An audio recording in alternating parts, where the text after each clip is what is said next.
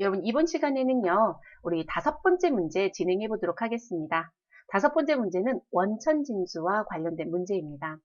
자, 2020년 기속 원천징수 자료와 관련하여 다음 물음에 답하시오라고 되어 있고요. 배점은 15점입니다.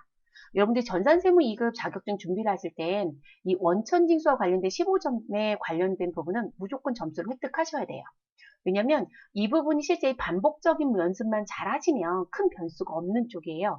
그래서 합격에 조금 더 가까이 갈 수 있는 부분의 하나의 방법이기도 합니다.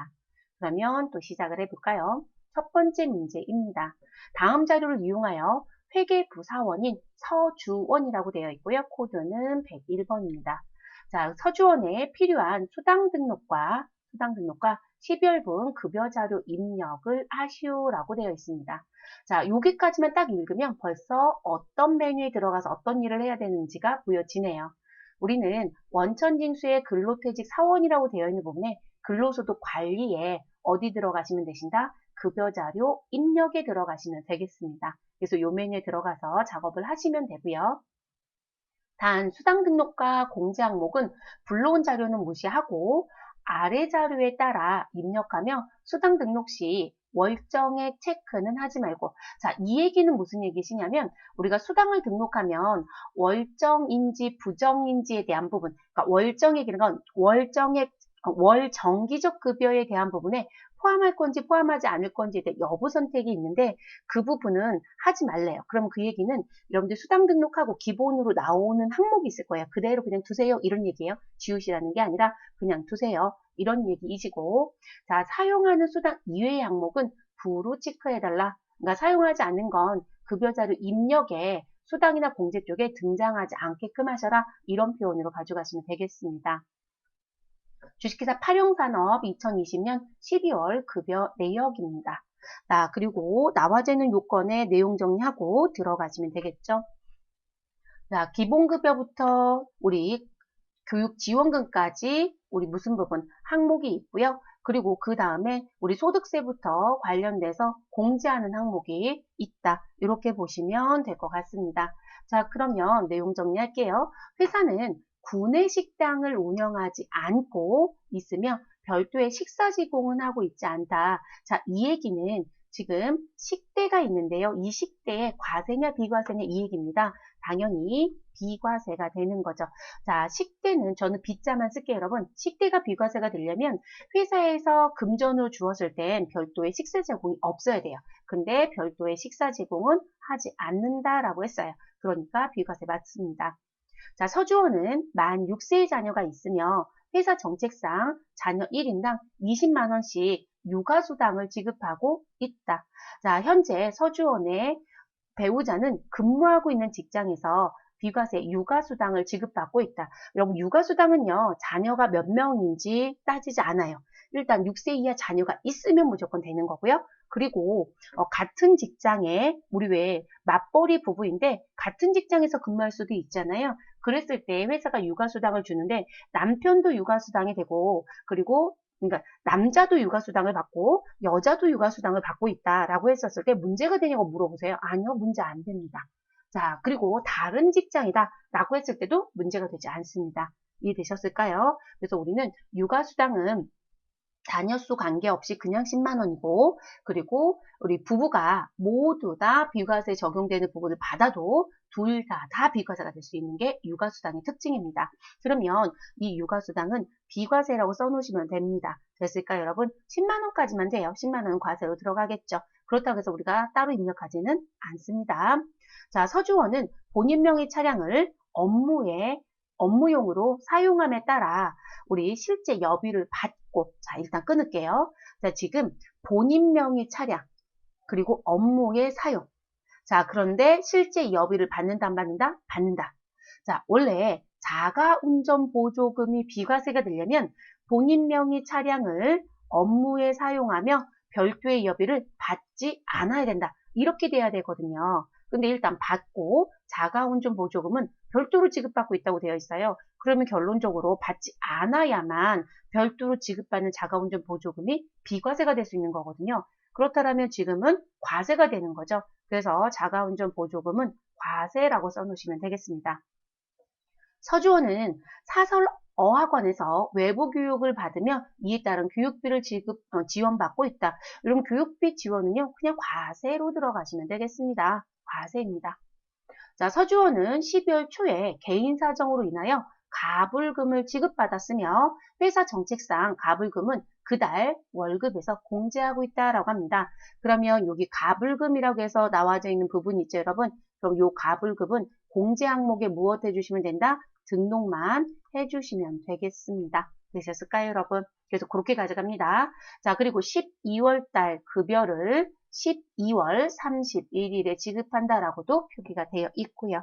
자, 정리 다 되셨어요, 여러분? 이제 등록하러 갈게요. 자, 그러면 기본급은 당연히 과세급여가 되고요. 자, 야간 근로수당은 어떻게 등록해요? 라고 물어보시거든요. 왜냐면 여기 회계부 사원이라고 되어 있으니까 그러면 야간 근로수당은 생산 직등 사원이 아니니까 당연히 과세이겠네요. 라고 하시는데 우리는 이 야간 근로수당은 수당 등록하실 때 과세로 등록을 하든 비과세로 등록을 하든 프로그램 상에서 문제가 되지 않아요, 여러분. 그래서 지금 이 부분은 지금 등록되어 있는 비과세 항목을 그대로 사용할게요. 그래서 비과세로 그대로 사용하겠다. 근데 이거 문제 안 되나요? 라고 하시는데 사원 등록에서 생산직 등의 체크가 부로 되어 있으면 우리가 공제 항목에 비과세로 되어 있는 부분은 계산할 때 과세로 다 돌아가요, 여러분. 그렇기 때문에 비과세 그대로 사용하셔도 문제가 되지 않습니다. 근데 저는 이거 부로 두고요. 새로 등록할게요. 그래도 상관은 없습니다, 여러분. 이해되셨을까요? 문제되지 않는다는 거. 저는 사원 등록 확인시켜 드릴게요. 자, 그러면 정리 다 끝났으니까 입력하러 가겠습니다. 100점 6점입니다. 자, 그럼 사원 등록 잠깐 열게요, 여러분. 그리고 회계부 사원인 서주원 시즌 잠깐 확인시켜 드릴게요.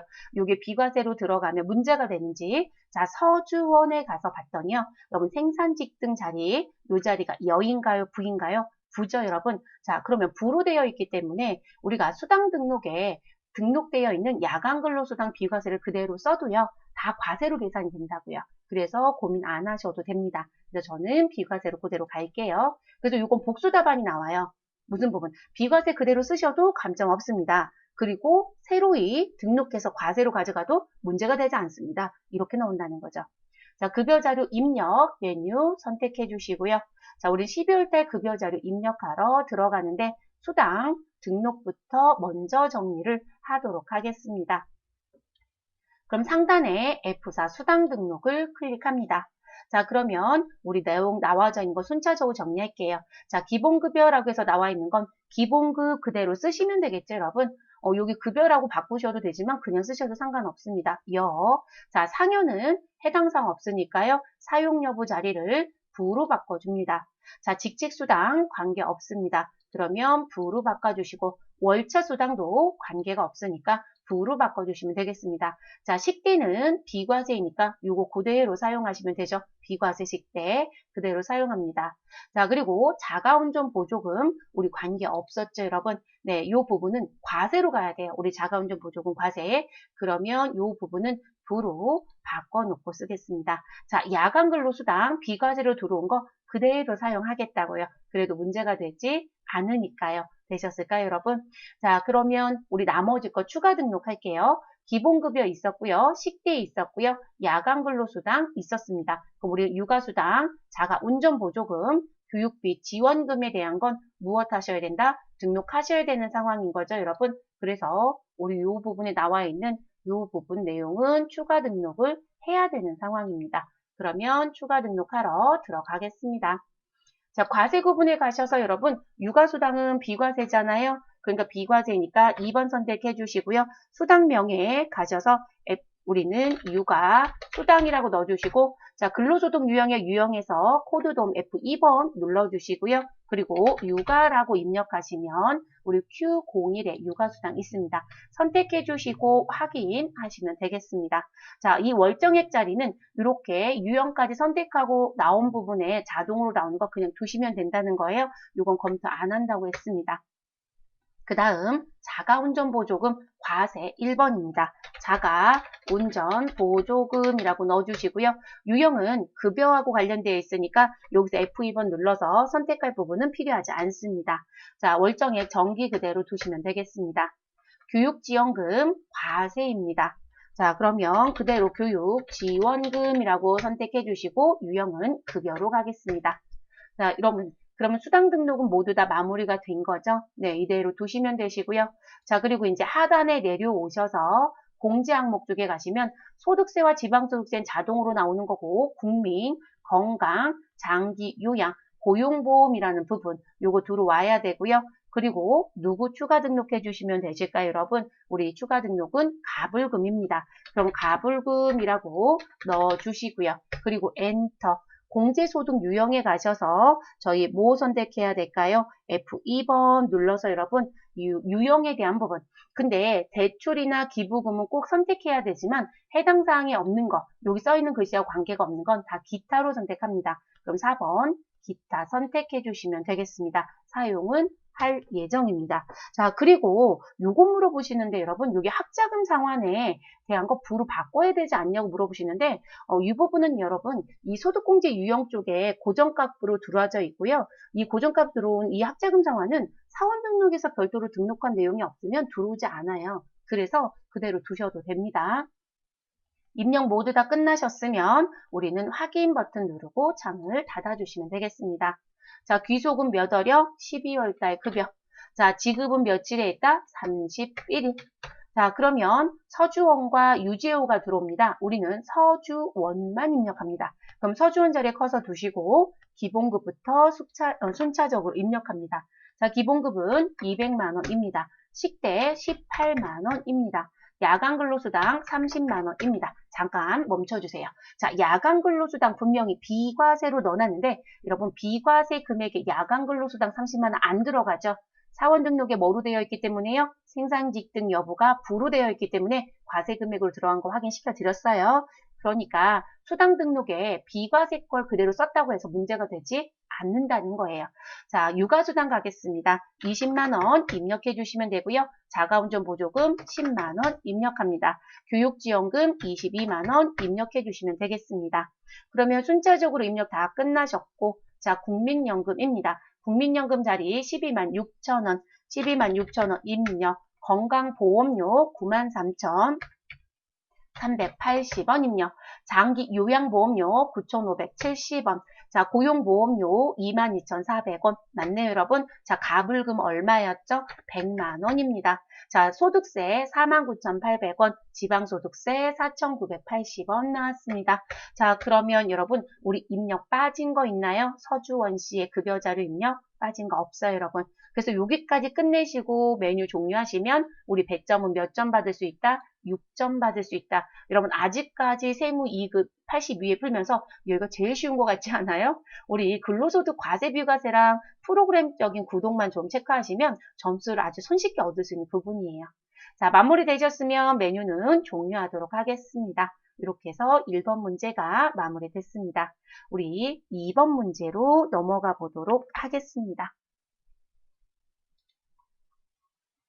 두 번째 문제는 항상 나오는 문제가요. 연말정산 쪽 문제입니다. 자, 그래서 연말정산 관련된 거 내용 나와져 있고 요건 정리하고 바로 들어가겠습니다. 자, 다음에 연말정산 관련 자료를 보고요. 영업직 사원 유재호 75년 4월 3일생이네요. 코드번호 103번이라고 되어 있고요. 입사일자는 2019년도 12월 14일이며 세대주이고 총급여는 4,500만 원으로 가정한다라고 되어 있습니다. 여러분 주민번호가 1로 시작하네요. 그럼 남자이네요. 네. 자, 그리고 세부담 최소화를 위한, 여러분 세부담 최소화라는 얘기는 뭐냐면 우리 유재호 씨가 세금을 가장 적게 낼 수 있는 방법을 선택하세요. 이런 부분을 의미합니다. 자, 그를 위한 세부담 최소화를 위한 연말정산 추가자료 입력 메뉴에 연말정산 입력 탭을 입력하시오. 자, 그럼 여러분 우리가 연말정산 추가자료 입력에 가면 탭이 다수가 있습니다. 근데 그 탭 중에 연말정산 입력 탭만 해달라고 합니다. 단 부양가족 소득공제 탭은 무시할 것. 자, 그 얘기는 부양가족이라는 글씨로 들은 게 소득공제 탭이고 부양가족의 인명별 공제 금액을 넣는 자리예요. 근데 그거는 신경 쓰지 마세요라는 얘기입니다. 자, 그러면 나와져 있는 요건 가지고 정리하시면 되는데요. 자, 이 항목에 나온 내용들이 있고 추가 자료가 있어요. 그럼 여러분 추가 자료 쪽을 먼저 읽어보시는 게 좋아요. 네, 추가 자료 쪽을. 그리고 저는 메뉴에 가서요. 누구를? 유재호 씨 불러놓고 시작할게요. 자, 연말병산 추가 자료 입력. 우리 클릭해 주시면 되시고요. 유재호 103번 불려드려 주시면 되겠습니다. 자, 그러면 저는 화면을 이렇게 맞춰 놓고 갈게요, 여러분. 자, 그러면 지금 나와져 있는 부분에 내용들을 좀 들어가서 볼게요, 여러분. 자, 4번 자리 가셔서요. 103번 입력하시면 유재우가 들어와요. 또는 코드 도움 F2번 눌러서 불러드려 주셔도 괜찮습니다. 그래서 편하신 대로 해주시면 되겠습니다. 됐을까요, 여러분? 저는 화면 좀 조금 아래쪽으로 내려놓고 작업을 할게요. 그럼 이제 유재우 씨가 들어왔습니다. 그리고 시험에선 부양가족 등록이 되어 있을 거니까요, 여러분. 이렇게 부양가족 탭을 열어놓고 보시면서 하셔도 상관은 없어요. 그리고 저는 정리를 하고 입력하는 쪽을 대체적으로 권장합니다. 그럼 추가 자료 내용부터 먼저 볼게요. 자, 부양가족, 배우자는 소득이 없다고 되어 있습니다. 자, 그래서 배우자는 지금 현재 김성령 씨인데 지금 배우자 공제가 되는 사람이었네요. 그럼 이런 배우자가 소득이 없으니까 배우자와 관련된 건 전부 다 공제받을 수 있다. 이렇게 생각하셔도 될 것 같아요. 자, 자녀 만 5세입니다. 자, 그리고 소득이 없답니다. 유치원생. 다른 말로 얘기하면 여러분, 자녀를 뭐라고 얘기할 수 있을까요? 자녀를 미취학 아동이다. 취학 전 아동이다. 이렇게 얘기할 수 있겠죠? 그래서 자녀는 현재 취학 전 아동입니다. 제가 잠깐 다른 프로그램 썼다가 이렇게 들어오면 펭귄은 잠깐 멍해지네요. 취약 전 아동. 전 이렇게 표시하고 갈게요.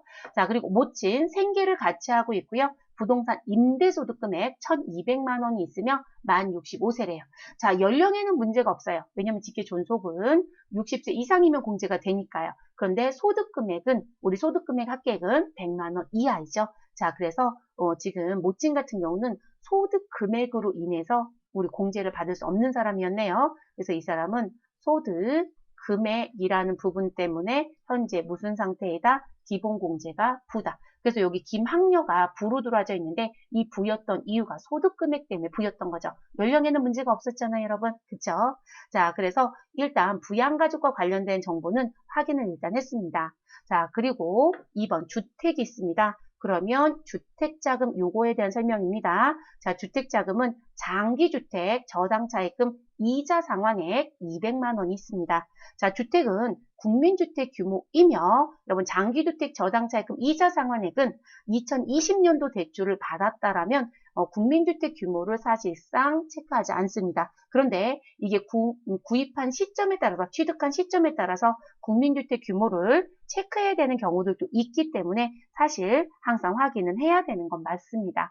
자, 그래서 국민주택 규모이고요. 1주택을 소유하고 있으면 현재 하나의 주택을 갖고 있다. 그리고 세대주의랍니다. 우리가 주택자금 공제를 받으실 땐 무주택자이며 세대주의다라고 합니다. 그런데 장기주택 저당 차입금은요. 실제 자기가 주택을 갖고 있는 게 정상이에요. 왜냐면 내가 집을 구입하는 과정에서 집을 담보로 제공하고 대출을 받았으며 그 대출금 공제와 관련된 내용이에요. 그러니까 당연히 뭐가 맞겠어요, 여러분? 주택이 하나는 있는 게 맞아요. 근데 주택이 몇 개라면? 2개라면 공제는 안 되겠죠. 자, 일단 이 조건에서는 요건 여부가 모두 다 충족 요건으로 보시면 될 것 같습니다. 자, 상환기간은 15년의 고정금리이다. 자, 고정금리라고 하는 부분. 자, 주택의 명의는 배우자와 공동명의이다. 이런 배우자 공동명의도 주택자금 공제는 가능합니다. 다만 이 공동명의였다라고 했을 때요. 지금 배우자로 대출받은 게 여기 들어올 수는 없어요. 그러면 본인이라는 사람이 유재우이잖아요. 그러면 본인이 대출받았는지 확인합니다. 그래서 본인의 대출금에 대해서 공제받는다라고 보시면 되세요. 그래서 그 여부를 좀 봐주시고요. 자, 공동명의이며 주택자금 주택 대출금은 유재호 명의래요. 그럼 여러분 유재호 명의니까 본인 명의 맞나요? 네, 오케이입니다. 자, 주택 취득 시점은 몇 년도? 2014년도 5월 6일. 자, 5월 6일 날 취득하면서 대출받았다. 이렇게 되겠죠. 자, 기준 시가는 3억 5천만 원이었으며 취득 시 잔금을 대출로 대체하였고 근저당 설정되어 있다. 그렇죠. 담보 제공하고 대출받는다라는 표현이거든요. 자, 그 외에 장기주택 저당 차입금 이자 상환 공제 요건을 충족한 것으로 본다라고 되어 있습니다. 제가 봤던 주택자금 연말정산 문제 중에 제일 어려웠던 문제라고 보여집니다. 기존에는 여러분 뭐라고 내냐면 법요건 충족 이렇게 돼버리거든요. 그러다 보니까 사실 이 부분은 내용들을 조금 봐야 되는 부분이었어요. 자, 일단 볼게요, 여러분. 자, 2020년 시점을 놓고 봤을 땐 취득당시 기준시가 5억 원 이하예요. 근데 이 사람은 지금 취득을 언제 했다라고 얘기했냐면 2014년도 5월 6일 날 했다라고 되어 있습니다. 그러면 지금 이 부분은요, 뭐로 가져가셔야 되냐면 2018년 12월 31일 이전 취득분이에요. 그러면 이 부분은 제가 좀 전에 뭐라고 말씀드렸어요, 여러분? 2018년 12월 31일 이전 취득. 이렇게 가요. 자, 그러면 요 취득에 들어오면 우리 기준시가가 얼마였냐면 5억이 아니에요, 여러분. 기준시가가 4억이었어요. 4억. 다행이에요. 자, 4억 원인데 기준시가 얼마였다? 3억 5천. 요건 충족이죠. 만약에 취득 시점이 여러분 2014년도가 아니고요. 2012년도였다. 그리고 기준주가는 3억 5천이었다. 그럼 공제 못 받아요. 왜냐면 2013년 12월 31일 이전 취득분은 2014년 12월 30일 이전 취득분은 기준시가 3억 원이었어요. 그렇기 때문에 내용이 달라요. 그래서 이 문제가 그래서 제가 어려웠던 문제라는 거예요. 이해되셨을까요? 그러면 기준시가도 일단 오케이 되셨을까요? 자, 그리고 2014년도 5월 6일 날 이제 취득을 했다라고 했으니까 현재 시점에선 여러분 주택이라는 부분에 대해서는 국민주택 규모를 따지지 않아요. 그런데 여기 아까 국민주택 규모라는 표현이 있었잖아요. 이 국민주택 규모 마음에 안 들어요, 여러분 선이. 제가 잠깐 지울게요. 네. 이 국민주택 규모라는 부분이 있는데 여러분, 이 국민주택 규모라는 부분에 대한 체크사항이 있어요. 자, 이 국민주택 규모도 지금은 그냥 주택이면 되거든요. 국민주택 규모를 안 따지는데요. 얘가 몇 년도 이전에 취득한 건 2013년 12월 31일 이전 취득분요.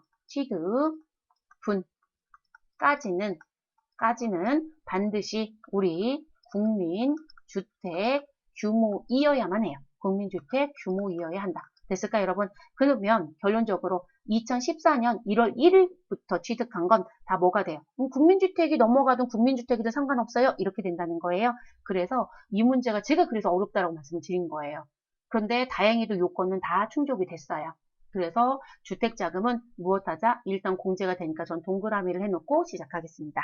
자, 그 다음에 이제 보험료부터 요건 OX하고 입력 바로 할게요. 자, 보험료. 본인의 자동차 보험료부터 쭉 나옵니다. 근데 여러분 보험료는 우리가 기억해야 되는 게 뭐냐면 우리가 연령이라는 조건들이 있잖아요, 여러분. 저는 연이라고 그냥 쓸게요, 여러분. 연령은 자, 보험료는 연령의 조건이 무엇해야 된다? 충족. 여러분 제가 동그라미는 충족의 의미고요. 그리고 소득금액 요건도 무엇해야 된다? 충족. 그러니까 20세 이하 60세 이상 소득금액 합계 100만 원 이하자 거 아니면 보험료는 공제가 안 된다는 표현이에요. 자, 본인은 무조건 되겠죠? 본인의 자동차 보험료는 대표적인 손해보험이니까 동그라미가 맞습니다. 그리고 이 부분은 일반 보장성에 들어갈 겁니다. 일반 보장성. 저 왜 일반자를 이렇게 못 쓸까요? 자, 그 다음 배우자. 이런 배우자는 연령 안 따지죠. 근데 아까 소득 없다고 했어요. 근데 지금 보면 여기 기본공제라고 되어 있는 자리가 있잖아요. 이 기본공제 자리가 부인사랑권 안 된다는 거예요. 쉽게 생각하면. 자, 그럼 배우자권 공제가 됩니다. 이것 또한 일반 보장성에 갑니다. 자, 우리 자녀 공제받을 수 있는 사람이었죠? 보장성 보험료, 이것도 공제받을 수 있습니다. 모두 다 일반에 넣어주시면 되고요. 자, 다 더하시면 얼마 여러분? 100만 원, 75만 원, 25만 원 더하면 200만 원 이내요. 그래서 200만 원을 저는 그대로 넣겠습니다. 100만 원 넣는다고 문제가 되진 않지만 저는 지출액 전부 다 넣겠습니다.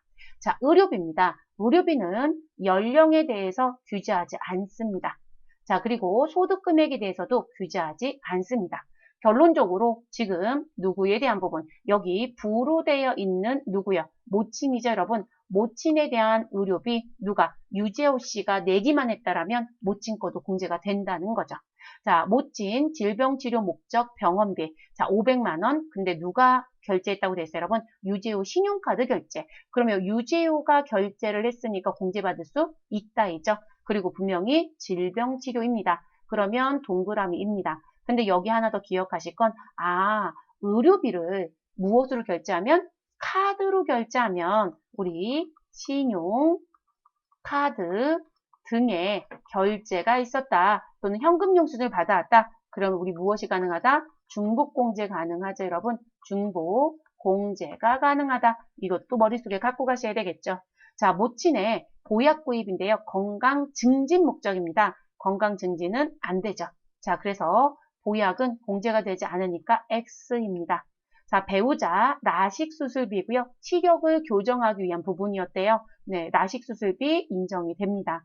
배우자는 지금 뭐 다른 제재 조건이 없어요, 여러분. 그래서 입력. 근데 여러분 모친 아까 몇 세였죠? 65세. 그럼 모친의 의료비는 어디다 넣고요? 65세 이상에 넣을 거예요. 자, 배우자는 어디에 넣자? 우리는 그 밖에 의료비에 넣을 거예요. 전 그냥 그 밖에만 쓸게요, 여러분. 자, 교육비입니다. 여러분, 교육비는 연령에 대해서 규제하나요? 규제하지 않습니다. 자, 소득에 대해서는 규제하나요? 네, 규제합니다. 그래서 소득 금액에 의한 부분에 있었다라면 교육비는 공제가 되지 않습니다. 자, 여러분, 자녀 유치원비는 미취학아동이죠, 여러분. 어린이집, 유치원비 다 공제됩니다. 그러면 동그라미 해주시면 되겠습니다. 그리고 입력은 어디에? 취약 전 아동에 입력하시면 되겠습니다. 자, 기부금. 본인입니다. 이런 본인의 기부금은 우리 비지정 기부금이 아닌 이상은 다 됩니다. 자, 그래서 기부금도 교육비처럼 무슨 부분? 연령에 대한 건 규제하지 않고 소득에 대한 건 무엇하고 있다? 규제하고 있다라는 게 특징이죠. 자, 그럼 본인의 종교단체입니다. 우리 반드시 입력할 때 종교에 입력합니다. 동그라미이고요. 우리는 당의 무슨 부분에? 당의 종교단체 기부금에 입력하시면 되겠습니다. 자, 신용카드 등 사용액입니다. 자, 본인 신용카드라고 되어 있습니다. 여러분, 신용카드는 우리 연령에 대한 건 규제하지 않습니다. 그런데 소득 금액에 대한 건 규제를 합니다. 그리고 이 신용카드는 형제자매는 어떤 경우도 들어올 수 없습니다. 자, 신용카드 본인 겁니다. 1,200만 원이 지출이 됐는데요. 의료비 항목 중 신용카드로 결제한 모친 의료비 500만 원이 신용카드 사용액에 포함되어 있다. 여러분 제가 아까 말씀드렸죠. 의료비를 뭐로 결제하면요. 카드로 결제하면 중복공제가 됩니다라고 얘기했으니까 우리 공제받는데 문제가 없습니다. 자, 그래서 500만 원 그대로 공제 받으시면 되고요. 자, 그리고 대중교통 이용분 100만 원이 포함되어 있대요. 그럼 여러분 대중교통 이용분에 대한 건 우리 별도로 입력해야 되는 거죠. 그래서 본인의 신용카드 공제가 되는데 1,200만 원이 아니라 얼마로 입력하자? 신용카드 자리에 1,100만 원으로 입력해야 된다. 이렇게 여러분 알 수 있게끔 표시를 좀 해놓으시는 게 좋겠습니다. 자, 배우자 신용카드, 이런 배우자 소득금액 없었습니다. 공제되는 거죠. 자, 500만 원. 그런데 대중교통 이용분 300만 원이 포함되어 있다고 합니다. 그럼 요거 따로 넣어야 된다는 거죠. 그러면 배우자의 신용카드는 500이 아니라 얼마가 된다? 400만 원이 신용카드로 넣어주셔야 되겠네요. 자, 그래서 신용카드 쪽을 정리를 해보면 우리 무슨 부분? 대중이라는 부분에 저 대중교통을 이렇게만 쓸게요. 얼마 넣어주셔야 되고 우리 100만 원과 30만 원 더해서 130만 원을 입력해 주셔야 되고요. 일반 대중이나 전통시장에서 사용한 걸 뺀 일반적인 신용카드에 들어가는 금액은 우리 본인 거 1,100과 배우자 거 400 더해서 얼마 입력하시면 된다? 1,500만 원을 입력해 주시면 되겠습니다. 됐을까요, 여러분? 그러면 우리 정리가 다 끝난 거죠? 네, 입력하러 들어가 보도록 하겠습니다.